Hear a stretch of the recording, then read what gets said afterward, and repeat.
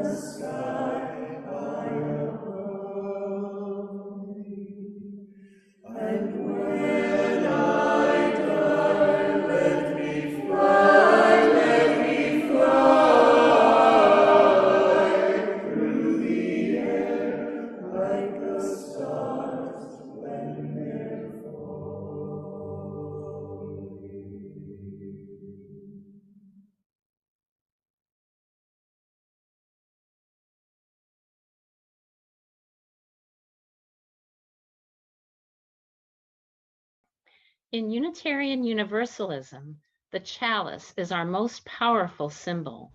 We begin every service with the lighting of our chalice. Please join me. You who are brokenhearted, who woke today with the winds of despair whistling through your mind, come in. You who are brave but wounded, limping through life and hurting with every step, come in. Let us worship together.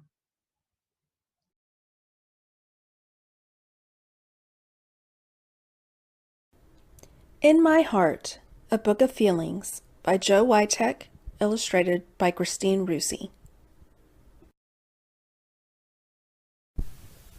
My heart is full of feelings, big feelings and small feelings, loud feelings and quiet feelings, quick feelings and slow feelings. My heart is like a house with all these feelings living inside. Sometimes my heart feels like a big yellow star, shiny and bright. I smile from ear to ear and twirl around so fast, I feel as if I could take off into the sky. This is when my heart is happy. Other times, my heart feels strong. I stand up tall as if I can touch the clouds. New people and places don't frighten me. I can do it. Watch me go. This is when my heart is brave. When I get really angry, my heart feels as if it's going to explode. Don't come near me. My heart is yelling hot and loud. This is when my heart is mad. But other times, my heart is cool. I bob along gently like a balloon on a string. My heart feels lazy and slow, as quiet as snowfall. This is when my heart is calm. On harder days, mean words hurt my feelings, and my heart feels hurt too. It's fragile and delicate, but it can be healed with extra kisses. This is when my heart is broken. Some days my heart feels as heavy as an elephant. There's a dark cloud over my head, and tears fall like rain. This is when my heart is sad. But my heart doesn't stay sad. Like springtime after winter, the sun comes out again. My heart grows tall like a plant reaching towards the sky. This is when my heart is hopeful. Eek! When I see something scary, my heart beats fast. I feel cold, as if a chilly breeze is crawling up my neck, and I run away as fast as I can. This is when my heart is afraid. When it's time for a bit of fun, my heart feels full of giggles and wiggles. Abracadabra! I hop around like a bouncy bunny.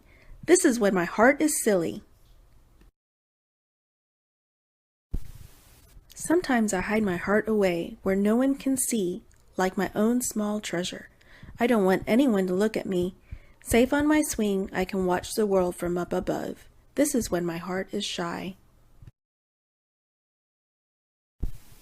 My heart can feel so many feelings, and yours can too. Today my heart is proud. How does your heart feel?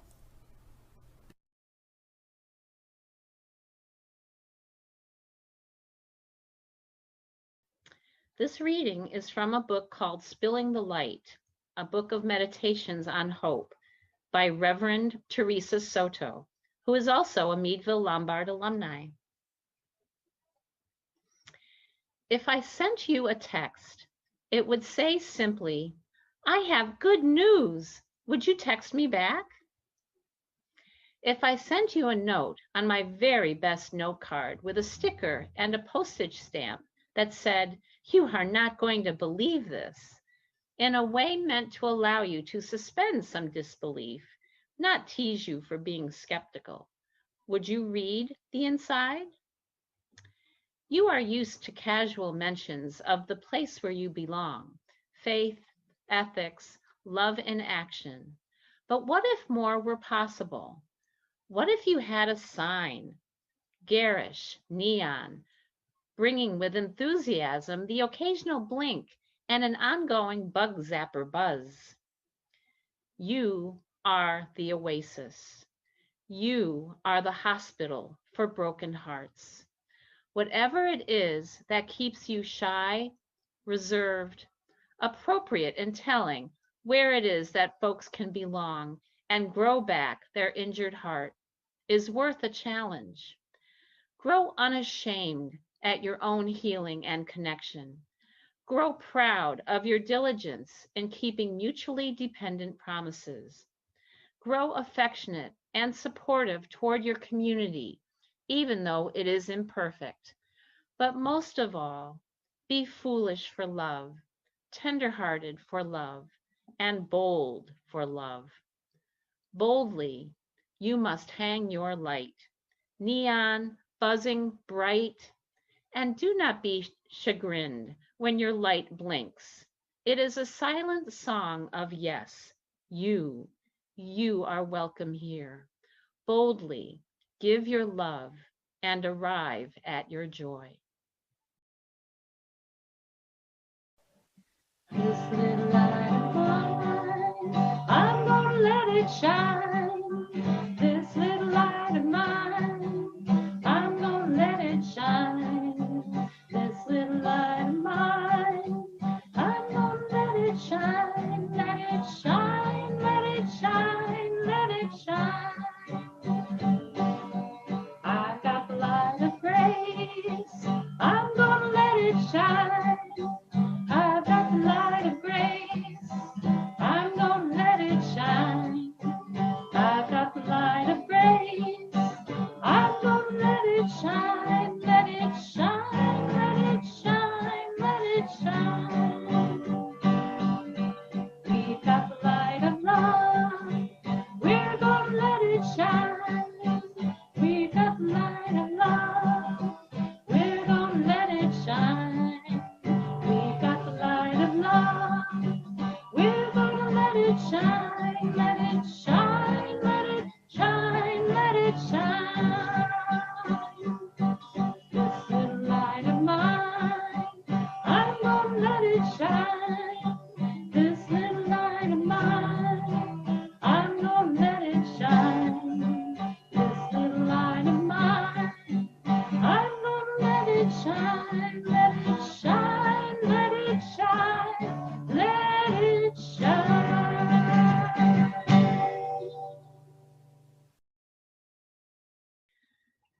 So back in March, before COVID hit, for years, for the 7 years that my son has lived in his group home, I would visit him every 2 weeks and take him for a hike.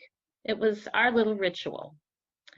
Well, when COVID hit, I got a letter from his agency that runs his group home stating that in order to comply with state regulations, I could not see Tommy. If I were to pick him up and take him with me, I would not be able to bring him back. Well, that would not have worked out. So for 3 months, I didn't know what he was doing or how he was doing. Another issue is that he is extremely sensitive, tactily defensive, and so wearing a mask is almost painful for him. And so because he refuses to wear a mask, he's not able to go to his day program. So he's in his house 24/7. They do get him out for walks and to the park, but his quality of life has been severely compromised as a result of this pandemic. And so COVID has taken from us a lot. We've had loved ones die. We've had livelihoods disappear. Our ability to meet personally with friends and family, we're not able to do that. So our relationships have suffered. We're not able to travel. So our quality of life has been compromised. I was talking with Reverend Keith Goheen. He's a full-time chaplain and spiritual director at a hospital in Delaware. And he said a lot of his work with patients is giving them permission to grieve. Most of them are not able to grieve openly. They've been taught that it's a sign of weakness. So in a book that I'm reading, Permission to Feel by Dr. Mark Brackett, He describes the importance of identifying our feelings in ourselves and in others in order to have healthy relationships. Many people think that showing their emotions is not acceptable, it's not appropriate. We must give ourselves permission to feel.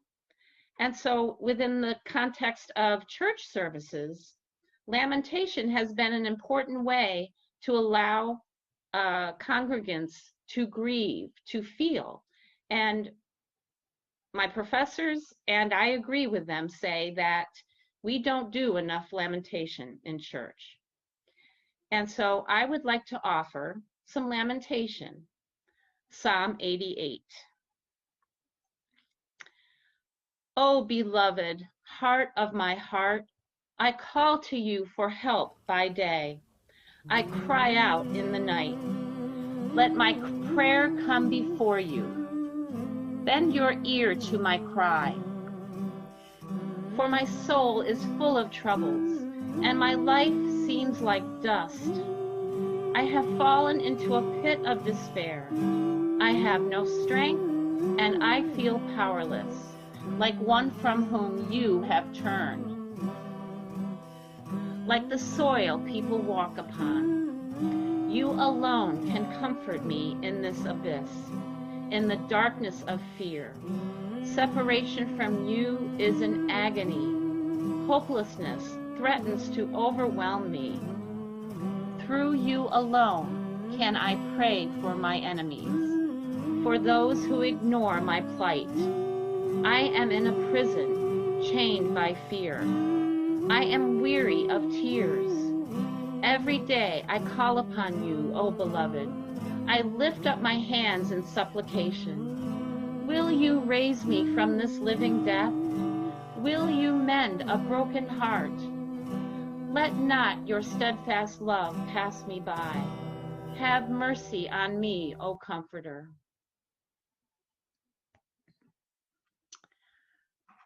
So there are things I know I used to take for granted before the pandemic hit.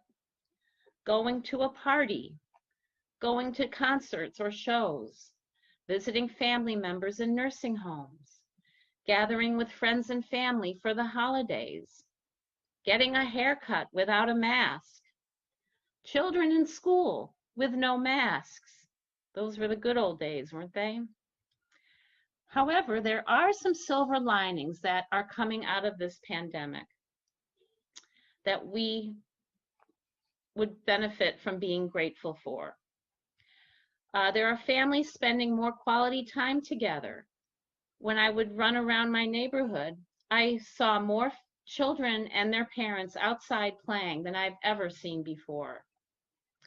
More people are taking up meditation, exercise, and other spiritual practices. And also, this pandemic has highlighted the fact that COVID has taken out more people of color.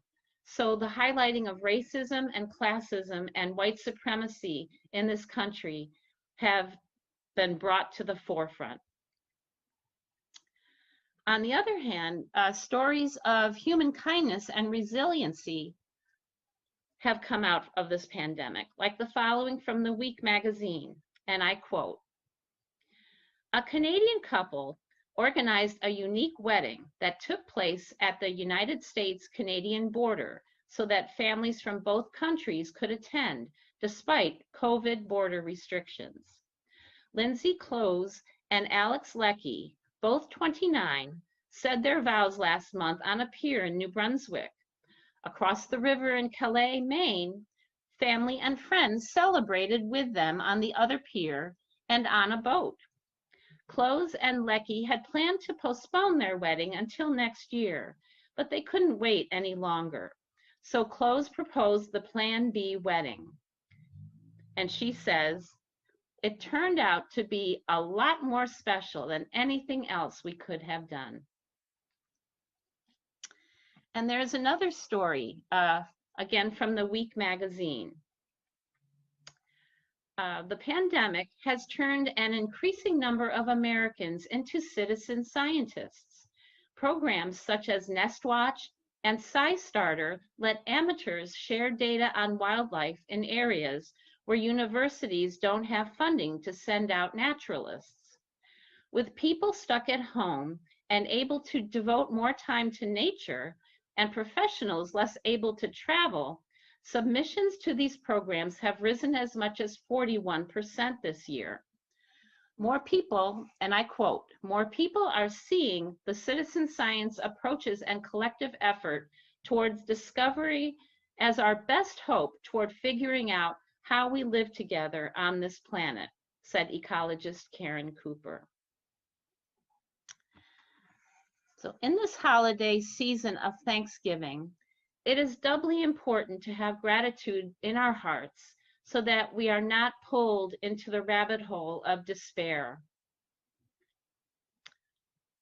And firstly, we have gratitude for the Native American tribes who lived here before us, the Quinnipiac and Wappinger tribes in Meriden, and the Mohican and Paugussett and Wappinger tribes in Woodbury. Gratitude is the recognition of all that holds us in the web of life. The start of my spiritual journey was keeping a gratitude journal, and I was amazed at how that turned my perspective around.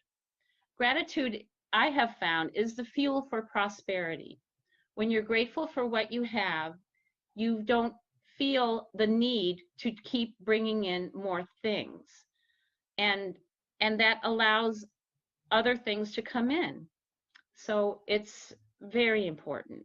And all spiritual traditions recognize the importance of gratitude in connecting to the divine. It's not happiness that makes us grateful. It's gratitude that makes us happy. And so I did a fun project that I hope you will do. This is a gratitude web. And in the middle, I have put the names of people who I'm very grateful for. And the spokes are things in my life that I'm grateful for, such as my seminary school, Meadville Lombard, my internship, all of my apartment, my car that still runs. So there are many things to be grateful for. And I think it would be interesting to do this on a consistent basis to see how our gratitude may change over time. So the more accepting we are of reality, because what we resist persists. And so if we are always complaining about having to wear a mask or about having to stay inside, we are making it worse for ourselves. And so the more accepting we are, the easier it is to see blessings all around. So we have a choice. We can focus on what's right, or we can focus on what's wrong. Earlier this month, I wrote a poem of gratitude. I picked my apartment and I unpacked that in this poem and how grateful I am for my apartment. So I offer it to you now. Ode to a place of my own. Up until a year and a half ago, I had never lived by myself. For the last year and a half, I have discovered what true freedom means. What a gift to make choices based on my needs and wants. There is no one else's stuff getting in my way, and my gratitude spills out into every corner, at every turn. There's no one in my life trying to keep me in a box. My gratitude fuels the spreading of my wings as I take flight and soar. I am going to start this meditation by asking you to adopt a comfortable stance. You can either sit or lay on the floor. Let's start by taking some deep balloon breaths, filling your lower abdomen with air, and breathing out anything that no longer serves you. Breathing in calling back your energies from where you have left them. Breathing out, releasing what no longer serves you. Filling your lower abdomen with air. You can even sigh on the exhales to help with the release.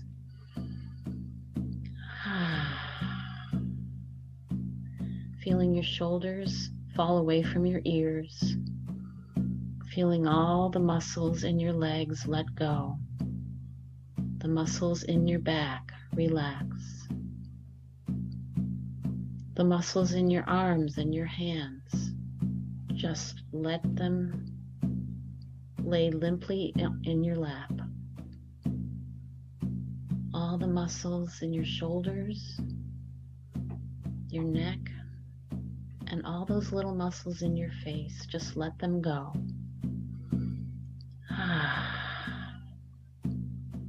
There is nowhere for you to go, nothing for you to do in this moment, but to give yourself this gift. Breathing in, I am aware of my pain. Breathing out, I am aware that I am not my pain. Breathing in, I am aware of my past.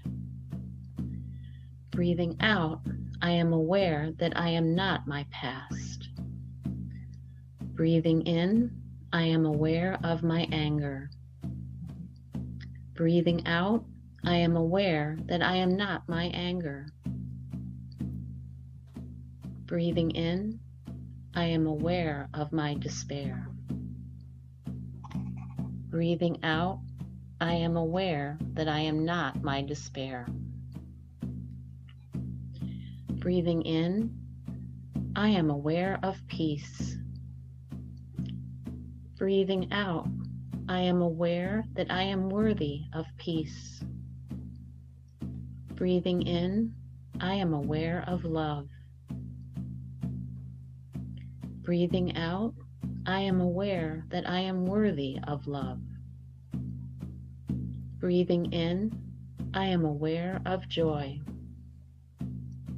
Breathing out, I am aware that I am an agent of joy. Breathing in, I am aware of hope. Breathing out, I am aware that I am an agent of hope. Breathing in, I am aware.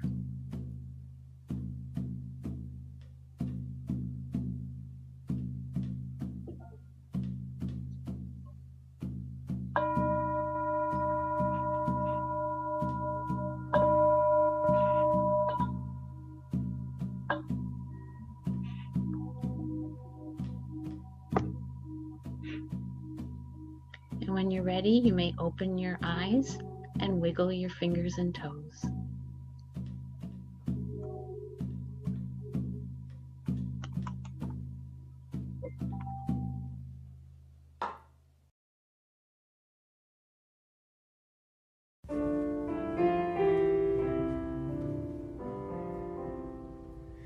Thanks be for these life's holy times, moments of grief, days of delight,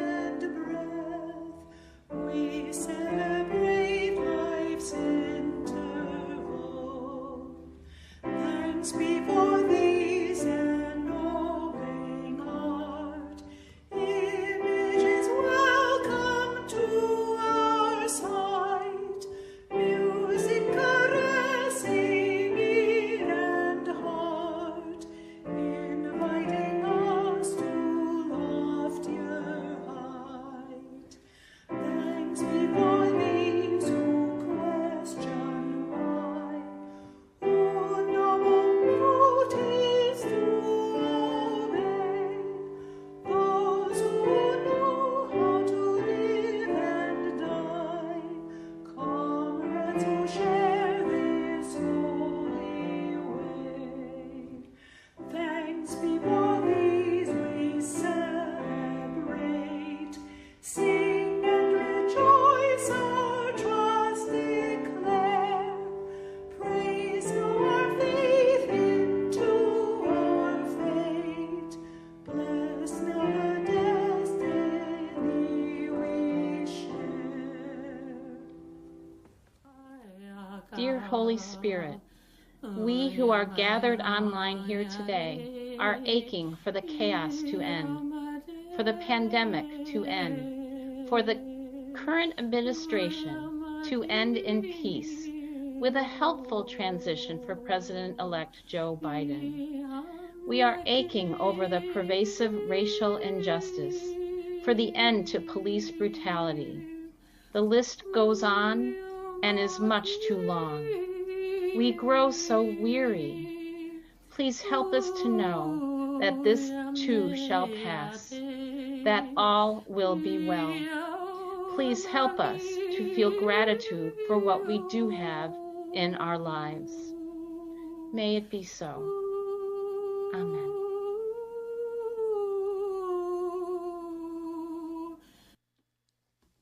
Our service may be drawing to a close, but there's always coffee hour. Please pour a cup of your favorite beverage and zoom on in. Join us for coffee at go.uucentralct.org/coffee. That's go.uucentralct.org/coffee. We'll see you in a few minutes. Holy ones, it is time for us to end. We extinguish our physical chalice, but we carry the chalice flame always in our hearts. May it light our way as we journey to a future bright with unlimited potential and possibilities. Go in peace, holy ones.